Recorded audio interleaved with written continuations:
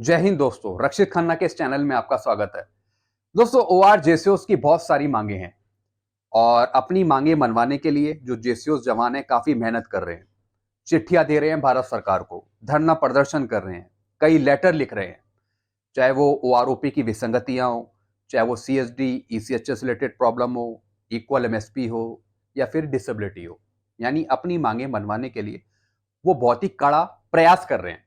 सबसे बड़ा क्वेश्चन ये है, क्या भारत सरकार इनकी मांगों को सुनेगी? सबसे बड़ा क्वेश्चन। और कुछ पेंशनर्स भी पूछते हैं, सर हम धरना प्रदर्शन तो कर रहे हैं, हम लेटर तो लिख रहे हैं, क्या भारत सरकार हमारी मांगों को मानेगी, जो प्रॉब्लम्स हैं उनको दूर करेगी? इसी को लेकर दोस्तों आज मैं एक वीडियो लेकर आया हूं आपके सामने। मैंने कुछ पॉइंट्स बनाए हैं आपके लिए और आपके जो भी डाउट है वो क्लियर हो जाएंगे। यानी जो आपके माइंड में सबसे बड़ा क्वेश्चन है, क्या भारत सरकार जेसीओ जवानों की जो मांगे हैं उनको सुनेगी? कितने परसेंट चांसेस हैं कि आपकी मांगे मानी जाएंगी भारत सरकार के द्वारा? जो भी दोस्तों मैं आपको समझाऊंगा, ये मैं समझा रहा हूं फिगर्स और फैक्ट्स के द्वारा। यानी जो भारत सरकार ने रिप्लाई दिए हैं आरटीआई के बेस पर या फिर जो जेसीओ जवान ने क्वेश्चन पूछे थे उसके बेस पर जो भारत सरकार से कुछ जवाब आए हैं उसके बेस पर मैं आपको समझाऊंगा।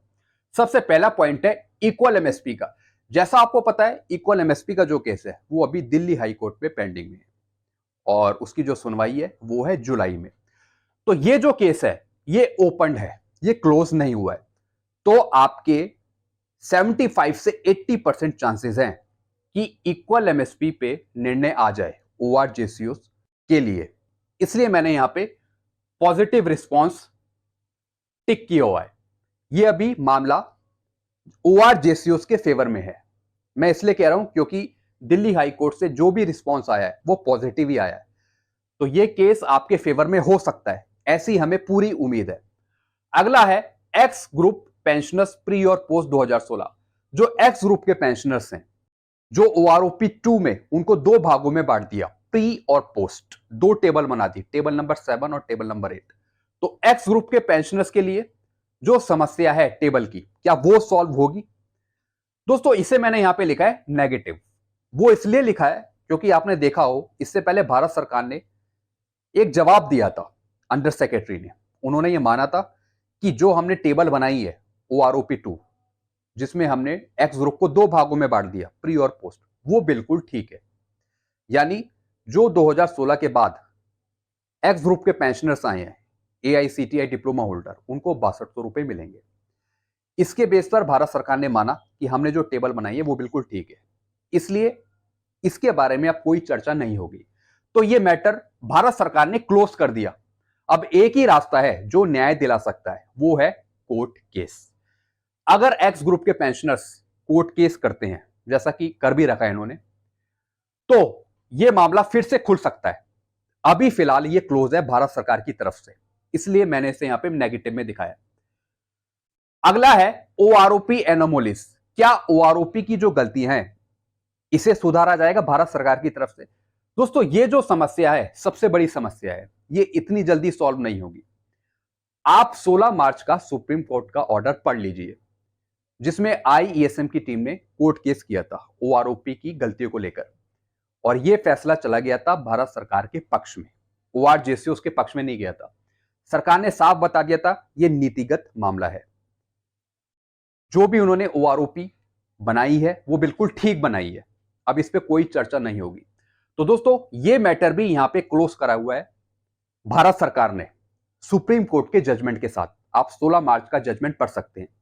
सिर्फ कोर्ट का ऑर्डर था कि आप ओआरओपी रिवाइज कर दें। भारत सरकार को यह आदेश दिए थे कि आप सिर्फ ओआरओपी रिवाइज करें। तो दोस्तों इसके लिए भारत सरकार ने ओआरओपी रिवाइज कर दी, ओआरओपी 2 ला दी, लेकिन गलतियां वही के वही हैं। तो अभी फिलहाल ये मैटर क्लोज है भारत सरकार की तरफ से। यह मामला तब खुलेगा जब दोबारा कोर्ट केस करना पड़ेगा।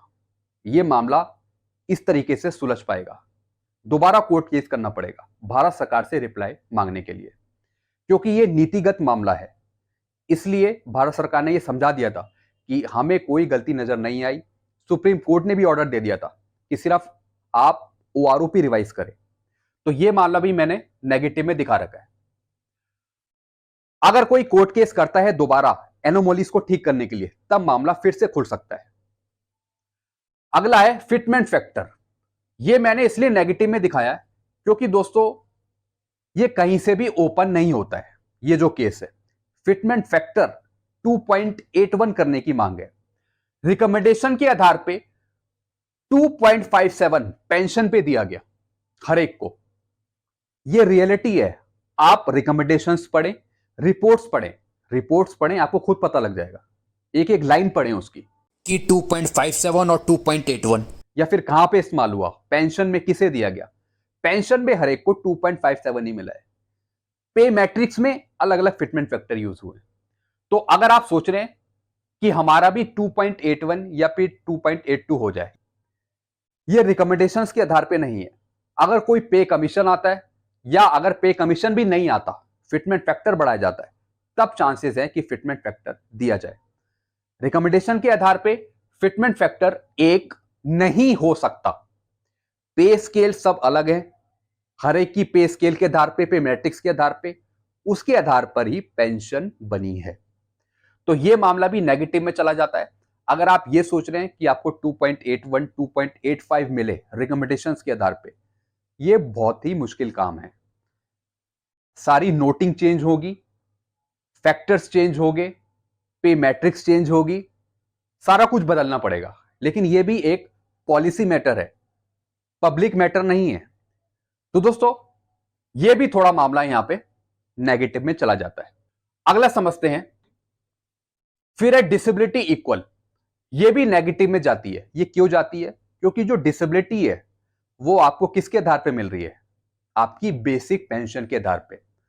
जब तक आपकी बेसिक पेंशन नहीं बढ़ेगी, जब तक आपकी डिसेबिलिटी भी नहीं बढ़ेगी, तो आप समझ रहे हैं मैं क्या कहना चाह रहा हूं। पे स्केल या फिर पेंशन का मैटर है डिसेबिलिटी। जब तक पे स्केल नहीं बढ़ेगा, जब तक पेंशन नहीं बढ़ेगी, डिसेबिलिटी नहीं बढ़ेगी। पेंशन बढ़ेगी तब आपकी डिसेबिलिटी बढ़ेगी। तो दोस्तों अगर आप ये चाह रहे हैं कि आपकी डिसेबिलिटी इक्वल हो जाए, नॉट पॉसिबल, क्योंकि ये काम कर रही है पेंशन पर, बेसिक पेंशन पे, बेसिक पे काम कर रही है डिसेबिलिटी। आपको जो डिसेबिलिटी मिल रही है, आप बेसिक पेंशन की ले रहे हैं डिसेबिलिटी, चाहे 50% ले रहे हो, चाहे आप 75% ले रहे हो, चाहे 100 ले रहे हो, बेसिक पेंशन पे आपको मिल रही है। तो डिसेबिलिटी पेंशन को यहां पे इक्वल करना, it is not possible by the government. तो ये भी नेगेटिव में आता है। फिर है ECHS/CSD। ये पॉजिटिव रिस्पॉन्स है क्योंकि ये पेंशन से हटकर मैटर है, इस पे चेंजेस हो सकते हैं। ECHS की सुविधाएं हैं उसे सुधारा जा सकता है, CSD की जो सुविधाएं हैं उनको बढ़ाया जा सकता है। तो इनकी सुविधाओं को बढ़ाया जा सकता है, ये रूल्स के अंतर्गत हैं, ये चीजें हो भी रही हैं। तो ये आता है पॉजिटिव में। फिर आता है दोस्तों ACP MSCP। कई पेंशनर्स बोलते हैं कि 2006 के बाद जो आए हैं उन्हें ACP MSCP मिली है। बिल्कुल मिली है। जो 2006 से पहले आए हैं उनको ACP MSCP नहीं मिली। तो उनकी मांग है हमें भी ACP MSCP मिले। बिल्कुल जायज मांग है, इसके हक में मैं भी हूं। जो भी चीजें यहां पे नेगेटिव में दिखाई है, सब मैं पॉजिटिव लेके चलता हूं और मैं इनके हक में हूं। बस मैं आपको रूल्स रेगुलेशन के आधार पे भारत सरकार के रिप्लाई के द्वारा ये चीजें मैं आपको समझा रहा हूं, जो मैं आपको नेगेटिव दिखा रहा हूं।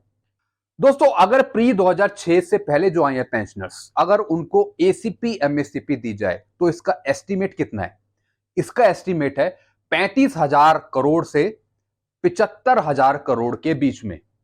इतना अमाउंट देना पड़ेगा भारत सरकार को। इससे ऊपर भी बढ़ सकता है, ये मैंने एक अप्रॉक्स एस्टीमेट बताया है।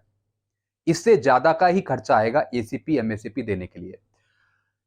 ये जो भी है, ये है भारत सरकार पे। ACP MSCP देने के लिए इसके भी रूल्स चेंज करने होंगे भारत सरकार को, अगर देती है। ये भी फिलहाल मैंने नेगेटिव में दिखाया क्योंकि इसके बेस पर अभी किसी भी ऑर्गेनाइजेशन ने कोर्ट केस नहीं करा है। क्योंकि दोस्तों अभी किसी भी संगठन ने इस पे पॉइंट नहीं उठाया कि 2006 से पहले जो आए हैं उनको ACP MSCP दी जाए। ये भी कोर्ट केस का मैटर है, भारत सरकार इतनी आसानी से नहीं देगी। आप ये बात जान लीजिए, कोर्ट केस ही एक सही रास्ता है। तो मैं चाहूंगा कुछ संगठन जुड़े और इस पे भी कोर्ट केस नजर आए, तभी यह मामला उठ सकता है। और अभी तक ऐसा कोई संगठन सामने नहीं आया जो इस पे आवाज उठा रहा हो कि प्री 2006 के जो OR JCOs हैं उनको भी ACP MACP दी जाए। तो दोस्तों मैं ये रिक्वेस्ट करूंगा संगठनों से कि इसके बारे में भी आवाज उठाएं और ये जो मामला सुलझेगा ये भी कोर्ट केस के थ्रू ही सुलझ सकता है। वैसे आप जितनी भी गुहार लगाते रहें भारत सरकार से कि हमें ACP MACP दीजिए, ये दीजिए, वो सिंपल सा एक लेटर दिखाएगी भारत सरकार, ये देखिए हमने लिखा है। तो दोस्तों इन चीजों पे भी ध्यान देने की जरूरत है भारत सरकार को। बाकी दोस्तों जो भी मैंने इसमें नेगेटिव चीजें दर्शाई हैं, आप ये मत सोचिए कि मैं इसके फेवर में नहीं हूं, मैं बिल्कुल आपके फेवर में हूं। मैं सिर्फ आपको इसलिए बताया जो भारत सरकार ने रिप्लाई दिए और मैंने जो रिपोर्ट्स पढ़ी हैं उसके आधार पर मैं आपको समझा रहा हूं। ये मसले सॉल्व हो सकते हैं, लेकिन ज्यादातर जो ये मसले हैं, जो प्रॉब्लम्स हैं, ये सॉल्व होंगी कोर्ट केस से। तो दोस्तों आई होप इन चीजों को आप समझ गए होंगे।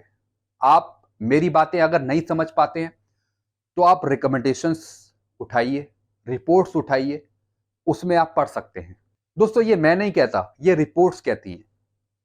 7वें पे कमीशन की रिपोर्ट उठा के देखिए, 6ठे पे कमीशन की रिपोर्ट देखिए, भारत सरकार के रिप्लाई देखिए, वो पढ़िए, एक एक लाइन पढ़िए, आप समझ जाएंगे कि कौन कौन सी प्रॉब्लम आपकी सॉल्व होंगी, कौन कौन सी प्रॉब्लम आपकी सॉल्व नहीं होंगी और कौन कौन सी प्रॉब्लम्स आपकी कोर्ट केस से सुलझ सकती है।